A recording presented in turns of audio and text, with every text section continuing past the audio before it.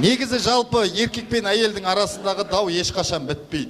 Кім жақсы, кім дұрыс, кім бұрыс деген нәрсе.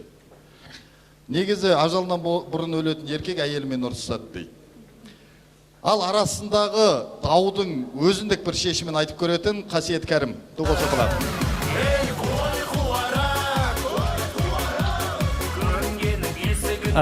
Қайырлы кеш, құрметті достар. Қолдап жатқандарыңызға рахмет. Тағы бір концертпен келіп қалдым. Енді бұлай қарап жатқан адамдар да бар, бірақ мені YouTube-тан іздемеңіздер. Өйткені Қасиет Кәрім деп YouTube-ға жазсаңыздар, не шығатынын білесіздер.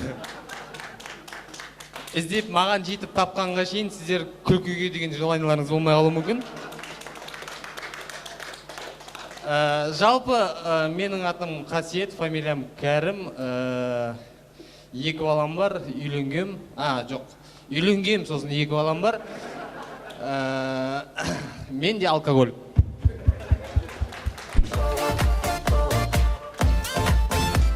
Ондай клуб емес пе, не бұл жер? Алмас? Алкоголиктер клуб емес. Әлі қызбай жатыр ма? Мен, мұнда не істеу керек сонда? Өзінің, концерт қою емес, өзінің ойымен бөлісу керек. Бүгін мен өз ойымен бөлісем, жалпы ойыма не келеді, соны айтуға болады. Сондықтан мен бүгін өзім, жақсы нәрсе. Әйелім өзім туралы айтқым келіп тұр, өзімнің ойыма келген ой, яғни машинаның ближний және дальний фар туралы айтқым келіп тұр. Неге деп ойлап тұрған боларсыздар? Машинаның ближний және дальний фар деген еркек пен әйелінің ойының ойлау қашықтығы, болашақты, планды құруды. Еркектікі дальний фар сияқты алысты көріп тұрады, әйелдікі ближний сияқты. Алдындағы тек ол әйелдерді білесіздер ғой.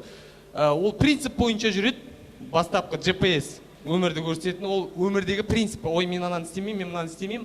Қалғандары мелкий битва. Әйелдерге битва жеңген ыңғайлы, чем бүкіл войнаны. Мысалға, кафеге қыз бен жігіт келеді, жігіт миы дальновидный, дальный фар сияқты, ол не үшін кафеге алып келген біледі, ана қызда бар ғой. Кешке не болатынын біледі, түнде не болады, ертең обедтен кейін не болатынын ойлап қояды, уже біліп отырады бәрін. Ал сол кезде ближний фар әйелдің несі қай салат алсам екен деп отырады.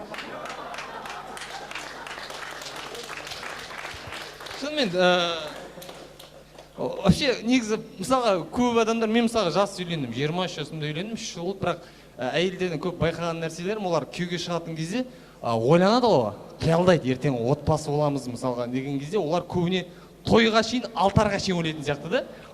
Той, камера, вот, бұң. Арғары келгенде үйдегі өмір, үйдегі ата-анамен қарым-қатынас деген ойламай қатты, недовольны болып шыға келеді. Жалпы, мен енді әйелдің характерін түсіндіру үшін көп алысқа бармай, халықтың басында жүрген сөз бар ғой, айтылып жүрген. Еркек бас, әйел мойын дейді. Тойлардан естіп жүрген шығарсыздар. Еркек бас, еркекті баспен теңеп тұр. Бас деген сөздің өзі көп мағыналы. Бас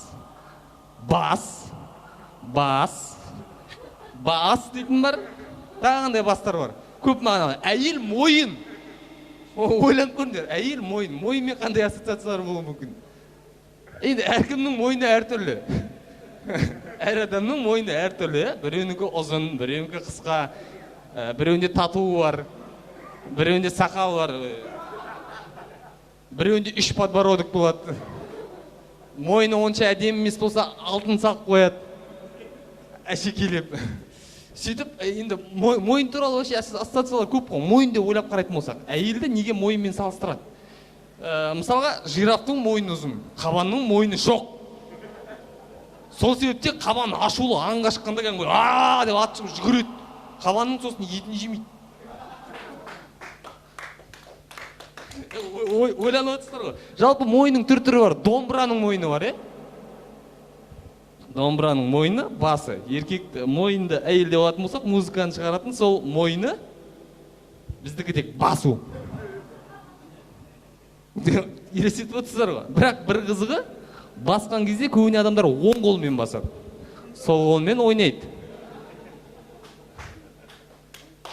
Енді жалпы мойынды қалай түсіндіруге болады? Әйелді мойын деп алатын болсақ, мен мысалы биологиялық тұрғыдан түсіндіретін болсақ, мысалға енді мына жерде плакат жоқ, мойынды көрсететін. Бір-біріңіздің мойындарыңызға қараңыздаршы.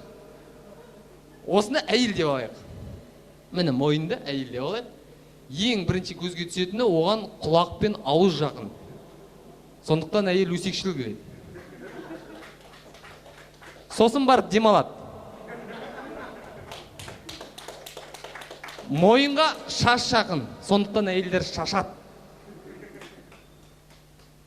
Көзді алыстау енді. Көз мойынның қарағанда көз алыстау. Сондықтан олар көре алмайды. Әйелдер қасты вообще көрмеген, сондықтан өздері ойдан салып алады. Ми дегенде естімегенде. Енді ренжімеңіздер, алдында енді концерт қылдырдық қыздар қауымын. Бүгін енді мойынға келдіріп айтып атқаныма, жалпы айтқым келетіні, барлығымыз бір организм болып өмір сүрейік, бас болып, мойын болып. Мысалы, енді ойлап қарайтын болсақ, әкеміз үйдегі әйел мойын болса, еркек бас болса, әкеміз арқа сияқты.